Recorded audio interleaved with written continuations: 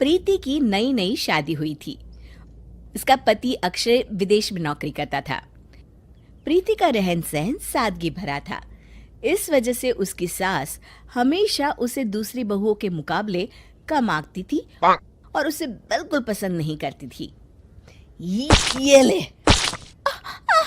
माँ जी, मुझे मत मारिए। आज तेरी वजह से मोहल्ले की सभी औरतें मेरा मजाक उड़ा कर गई है। आज तो मैं तेरी हड्डी पसली एक कर दूंगी। एक काम ठीक से नहीं होता तुझसे नाश पिटी। अरे तुझे तो कपड़े पहनने का भी सहूर नहीं है। पता नहीं किस जंगल से उठ कर आई है। अब इसमें मेरी क्या गलती है माँ जी? मैं तो हमेशा से इसी तरह से रहती आई हूँ। अरे मोहल्ले की जरा दूसरी औरतों की बहुओं को देख, कितने सलीके से रहती है, और एक तू है करम जली। ये ले, ये ले। आप जैसा कहेंगी मैं वैसा करूंगी। मुझे और मत मारिए माँ जी। अरे तेरा कुछ नहीं हो सकता। जा, रसोई घर में सुबह से बर्तन पड़े हैं, जा कर दो। मैं पड़ोस में जा रही हूँ। विमला की बेटी को लड़के वाले देखने आने वाले हैं। इस तरह अपनी बहू को डांट टपट के मिथिला वहां से चली जाती है। दूसरी तरफ जब भी अक्षय फोन पर प्रीति का हालचाल पूछता, प्रीति हमेशा अपनी पति से झूठ बोलकर अपनी सास के करतूतों पर पर्दा डाल देती थी। इस तरह कुछ दिन बीत जाते हैं। फिर एक दिन, अरे ओ निकम्मी, जरा यहाँ। प्रीति जैसे ही रसोई घर में आती है, मिथिला जोर से उसके बाल पकड़कर खींचती है। ये क्या है? रसोई में खाने के लिए कुछ भी नहीं है? अरे मुझे बड़ी भूख लगी है, अब क्या खाऊं? माँ जी, आप ही तो कह कर गई थी कि आप अपनी सहेली के घर से खाना खाकर आएंगी, और आज मेरा उपवास है, इसलिए मैंने सिर्फ बाबूजी के लिए खाना बनाया था। हाँ हाँ, कह कर गई थी तो क्या हुआ? अरे तुझे तो बहाना मिल गया काम चोरी का।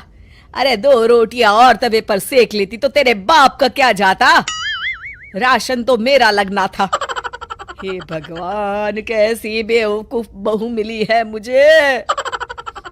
अरे भाग्यवान, अपनी गलती बहू पर क्यों थोप रही हो? अरे तुम ही तो कहकर गई थी कि तुम खाना बाहर से खाकर आने वाली हो। अब भला इस पे इस बिचारी का क्या कसूर है? आप तो चुप रहिए जी, अभी मेरा माथा बहुत गर्म है। आप बीच में ना ही बोले तो अच्छा होगा। आप नाराज मत होइए, मैं अभी आपके लिए खाना बना देती हूँ। हाँ चल जल्दी, खाना बनाकर मेरे कमरे में ले आ। मिथिला अपने कमरे में चली जाती है। कुछ दिनों के बाद अक्षय का फोन आता है। आप कैसे हैं जी? अरे मैं तो बहुत अच्छा हूँ। एक बहुत बड़ी खुशखबरी है, मुझे यहाँ ग्रीन कार्ड मिल गया है।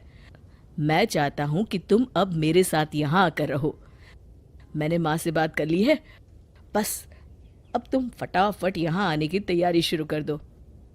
अच्छा ठीक है, अब मैं फ़ोन रखता हूँ, शाम को बात करेंगे। ठीक है जी। प्रीति फ़ोन रखकर अपनी सास के पास जाती है। तभी उनकी पड़ोसी गायत्री वहाँ आ जाती है।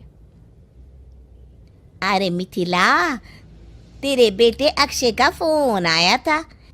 तेरी बहू को विदेश बुलाना चाहता है, उसे वहाँ ग्रीन कार्ड मिल गया है, इसलिए मैं तेरी बहू के कागजात लेने आई हूँ।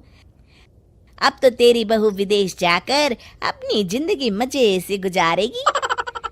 मिथिला बुझे मन से कहती है, हाँ ये तो है, अपनी अपनी किस्मत है। गायत्री प्रीति के कागजात लेकर वहां से चली जाती है। अगले दिन से प्रीति देखती है कि उसकी सास कुछ खोई खोई सी रहती है, और अब वो पहले की तरह ना तो प्रीति को मारती पीटती है और ना ही उसे कुछ भला बुरा कहती है। बस सारा दिन किसी सोच में डूबी रहती हैं। उसी शाम अक्षय का फोन आता है। प्रीति, तुमने आने की सारी तैयारी कर ली है ना? सुनिए जी, मैं अपने सास ससुर को छोड़कर कहीं नहीं जाने वाली। इस बुढ़ापे में अगर मैं ही उन्हें छोड़कर चली गई तो उनकी सेवा कौन करेगा? आखिर मैं उनकी इकलौती बहू हूँ। और फिर ऐसे भी वो कमाई किस काम की जो हमें अपनों से ही दूर कर दे। आप यहाँ थोड़े पैसे कम कमाते थे, पर अपने परिवार के साथ 2 वक्त की रोटी तो सुकून से खाते थे ना जी। तुम सही कहती हो प्रीति। जब से मैं यहाँ आया हूँ मेरा मन ही नहीं लगता। हर वक्त सिर्फ घर की याद आती रहती है।